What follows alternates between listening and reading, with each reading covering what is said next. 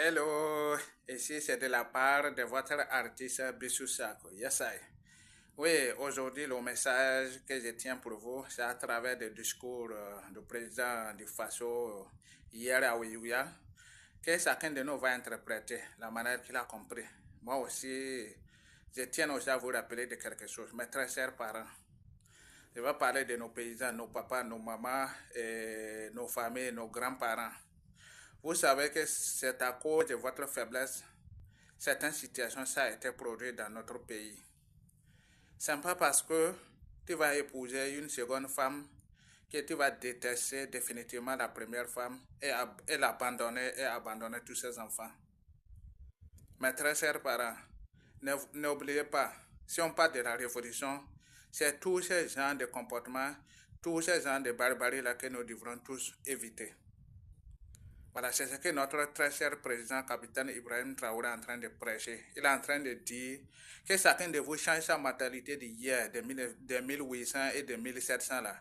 Changeons ça, et changeons cette mentalité et cherchons à savoir, cherchons à connaître, chercher à valoriser tout ce que nous avons. Ce n'est pas parce que tu veux épouser une seconde femme qu'il faut détester la première femme. Mes très chers parents, vous qui avez eu la chance, vos parents vous ont légué la terre avec toute connaissance, avec toute la richesse. Mais pourquoi pas ne pas s'asseoir et discuter avec vos enfants? Vous avez adopté des comportements de barbarie, la maltraitance de vos enfants, la méchanceté envers vos épouses. Mes très chers parents, changez nos comportements d'hier pour y accompagner le président, notamment les comportements de la méchanceté, la haine, l'hypocrisie. Changeons nos mentalités. Ce n'est pas parce que nous sommes les noirs, nous sommes les nègres, que nous sommes les sous-hommes, que nous sommes des esclaves. Nous avons la capacité, la potentialité pour construire le Burkina. Si le Burkina n'est pas construit, n'accusez pas les innocents, accusons nos propres comportements, nos propres faits. Nous sommes condamnés par Dieu. Ben, chacun de nous peut demander pardon à ses péchés en changeant ses comportements. Réveillez-vous et changez votre mentalité. C'est la seule façon d'accompagner notre révolution pour que ça puisse atteindre les objectifs. Mais si vos enfants vont travailler pour vous et pendant la récolte, vous seuls, vous allez bloquer toute l'agricole, tout le bien. Donc vos enfants seront obligés d'être les mendiants. Vos enfants sont obligés de courir, aller dans les chutes d'or pour aller travailler, pour pouvoir trouver les 5 francs, les 10 francs pour survenir à leurs propres besoins. Mon très cher papa, est-ce que ça c'est normal? Tu n'as pas mis tes enfants au monde pour que les enfants soient des esclaves. Tu n'as pas produit des esclaves. Mais pourquoi avoir cette mentalité, cette haine, cette hypocrisie? Produisons le nombre des enfants que vous pouvons entretenir, scolariser, soigner et nourrir et loger normalement, dignement et honnêtement. C'est ce que nous demandons. On ne demande pas plus. C'est ce que le bon Dieu nous a demandé. C'est ça qui a développé l'Europe et c'est ça qui va développer le Burkina Faso et toute l'Afrique entière. C'est ça.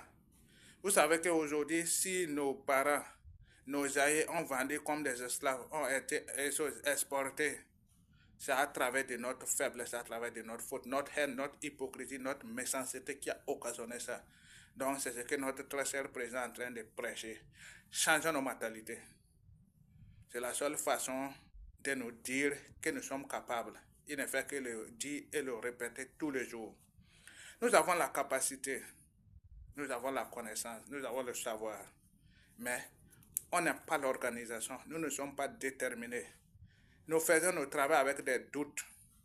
Mes très chers parents, dégagez les doutes dans tout ce que vous faites. Ayez fiers de vous. Ayez fiers de vous. C'est la seule façon d'être digne et intègre. Intégrez vos enfants dans la société. Collaborez avec vos femmes, vos partenaires, etc. Les femmes ne sont pas les sous-hommes. Les femmes ne sont pas des esclaves. Nos femmes ne sont pas nos ennemis. Si tu as marié une seconde femme, ou tu veux marier une seconde femme, discute avec la première femme en toute tranquillité, en toute honnêteté, avec des dialogues pour y la convaincre au nom de l'imposer. au nom de l'imposé. Or qu'il y a certains parmi nous, s'il n'avait pas eu la première épouse, si la première épouse n'avait pas accepté des sacrifices, il allait tout perdre dans la vie. Merci. Donc, c'est ma première vidéo. Évoluons. Et il y a une deuxième vidéo. Vous allez écouter et la partager au maximum. Merci.